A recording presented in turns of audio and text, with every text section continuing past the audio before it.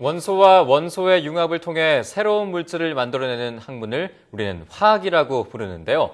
과학사 속에 숨겨진 다양한 에피소드부터 미래 과학 기술들까지 화학과 융합의 관점으로 풀어낸 책이 발표됐습니다.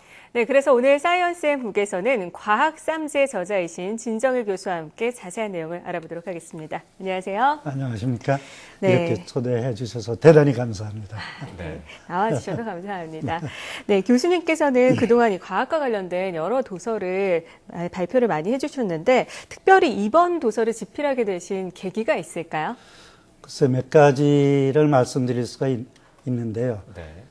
제 책의 저자의 말에서도 짧게 언급했습니다만 과학사에서 빛나는 그 천재적인 과학자들의 관심사를 보면 매우 넓고 깊었을 뿐만 아니고 굉장히 융합적인 관점에서 연구를 수행하고 그렇게 함으로써 창조력을 발휘했다는 것을 독자들께 알리고 싶었었습니다. 또 과학의 여러 얼굴을 독자들이 보고서 인류가 안고 있는 많은 과학기술적인 문제와 의문을 어떻게 풀어야 하는지 생각해 보길 원했습니다. 네. 이에 덧붙여서 이런 이야기를 좀 풀어놓고 싶다는 의미에서 책의 제목을 과학쌈지라고 붙여봤습니다. 네, 책 제목이 과학 쌈지입니다. 쌈지라고 하면은 이제 보따리잖아요. 그래서 어떤 과학적 이야기 보따리들이 들어있는지 궁금한데요. 구체적으로 말씀을 해주시죠. 네, 이 책은 4부로 구성되어 있습니다.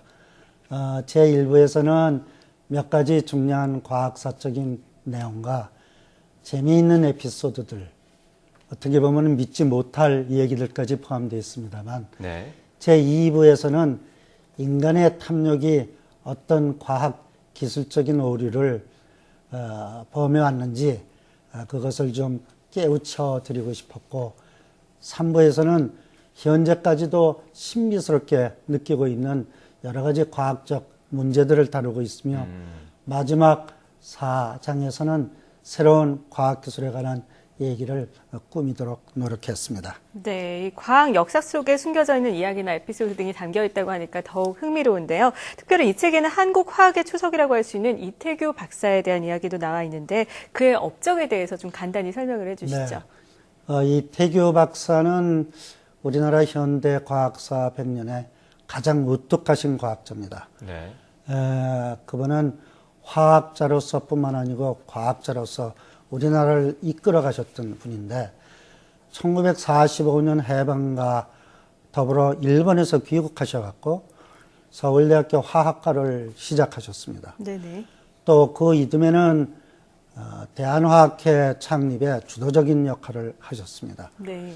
이분은 한국하고 미국에서 수많은 제자들을 키우셨고 그 제자들이 바로 우리 화학계의 기둥들이 됐습니다. 이 중에 일부는 현재도 미국에서 활동하고 계십니다. 이분은 개인적으로 화학 반응, 또 촉매 반응, 액체 구조, 또 점성이 큰 액체들의 흐름에 대한 연구를 하셨는데 세계적인 리더였습니다. 네. 제 생각에는 아마 우리나라 과학자 중에서 노벨상에 가장 근접했던 과학자로 저는 생각하고 있습니다. 이번엔 평생을 교육과 연구에만 집중하셨고 그분의 그 학자적인 태도는 오늘날에도 우리들 후학들에게 귀감이 되고 있습니다.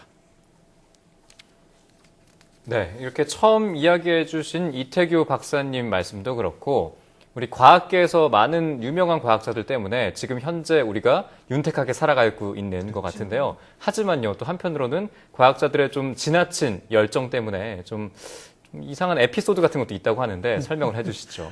네, 뭐 하도 많습니다만 한 두 가지 말씀드리죠.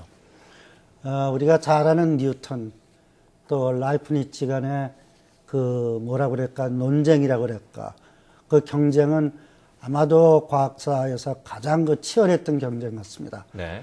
이 두 사람은 서로 미적분학을 창시했다고 논쟁을 했던 것이죠. 네.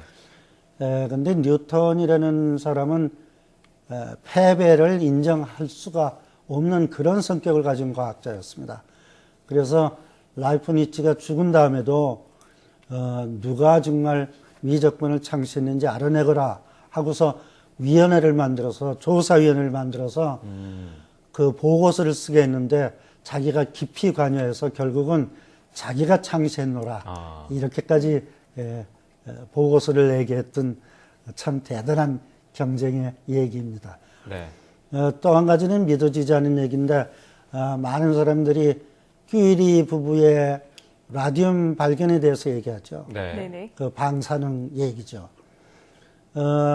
큐리 부부가 라디움을 발견한 이후에 온 세상이 그 라디움에 열광하게 됐습니다. 네.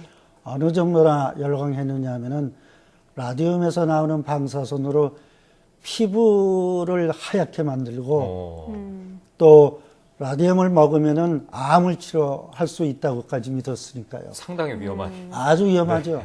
그것뿐이 아니었습니다. 우리가 믿지 못할 얘기는 바로 이 지구상의 생명의 시작이 라디움으로부터 시작됐다고 그런 그 주장이 네이처지에 실렸을 정도니까요. 네. 그러니까 저는 독자들이 과학의 양면성을 좀 잘 보고 저는 과학적인 진실이야말로 이성적으로 접근해야 된다고 믿고 있는 사람입니다. 네, 맞는 말씀인 것 같습니다. 이 과학의 발전은 우리의 삶을 이롭게 하기도 하지만 한편으로는 또 해를 끼칠 수 있기 때문에 이 양면성에 대해서 잘 분별을 할 수 있어야겠습니다. 네, 그렇습니다. 네, 그리고 화제를 바꿔서 이번에는 이 식물과 우리 신체 기관에 숨겨진 과학적인 비밀을 좀 살펴볼까 하는데요. 이 사람과 식물의 공통점, 환경에 적응하면서 변화한다는 거잖아요. 그렇습니다. 어떤 과정을 거쳐서 변화를 하게 되는 건가요? 우리가 잘 알다시피 식물은 옮겨 다닐 수가 없습니다. 자기가 뿌리를 박은 데에서나 살아야 되죠. 네. 네네. 그러니까 해충이라든지 곤충 또는 공격자들로부터 자기들을 보호하기 위해서 움직이지 않으면서 그들과 싸워야 되는 그런 그 운명을 지닌 생물체들이죠. 네네. 그래서 식물들은 바로 그 공격자들로부터 자기들을 보호하기 위해서 공격자들이 싫어하는 냄새나 독성이 있는 물질들을 잎, 열매 같은 데 품고 있습니다. 네. 그 중에 이제 쓴맛을 내는 화합물들이 대표적인데 우리가 흔히 알칼로이드라고 부릅니다. 대표적인 예로 카페인이니 니코틴 같은 것을 들을 수가 있습니다. 굉장히 쓴 화합물입니다.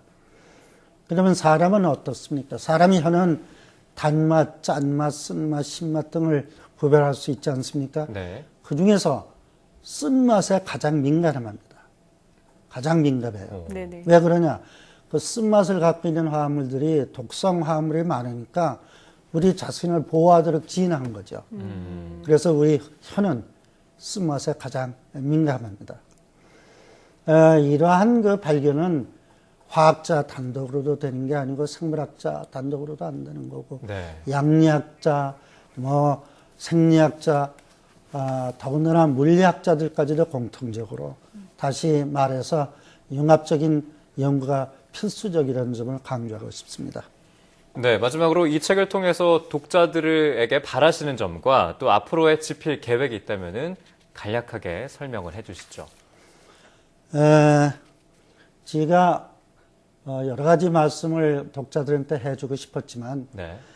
가장 강조하고 싶었던 것은 무엇보다도 우리 과학기술이 우리들의 매일의 생활에 침투해 들어와 있으니까 네네. 우리들은 과학기술과 사회와의 상호작용을 잘 알아서 그래야 과학기술에 대한 올바른 이해를 통해서 과학기술이 미래사회 발전에 계속적으로 기여할 수 있을 거고 네. 또 우리 행복을 보장할 수 있다고 믿는 그 점을 독자들이 알아주기를 바랐습니다.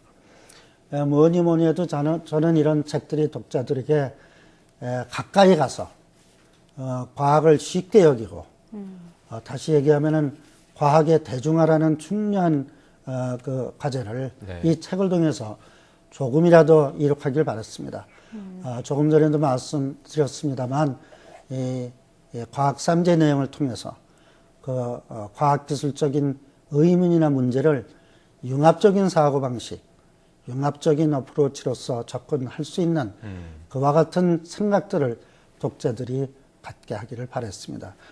제가 지금 집필하고 있는 책은 조금 특수한 방법으로 인문과학과 과학을 융합시키는 일을 하는 건데 네네. 같은出版사에서 몇 년 전에 시에게 과학을 묻다라는 책도 나왔습니다만 네. 지금은 소설 속에서 과학을 찾는 작업을 하고 있습니다. 네. 예를 들면 흙이라는 것이 소설에서는 무슨 상징성을 갖고 있고 네네. 과학에서는 그게 정말 무엇을 의미하는지 바로 그런 것을 대비시켜서 인문학적인 따뜻함하고 과학적인 이성이 서로 어떻게 어울릴 수가 있는 건지 네. 앞으로 기대해 주시기 바랍니다. 네. 알겠습니다. 오늘 이 책을 통해서 우리 삶에 얼마나 과학과 밀접한 관련이 있는지를 알 수 있었습니다. 자, 지금까지 과학삼지의 저자 진정을 교수와 함께했습니다. 오늘 말씀 대단히 고맙습니다. 감사합니다.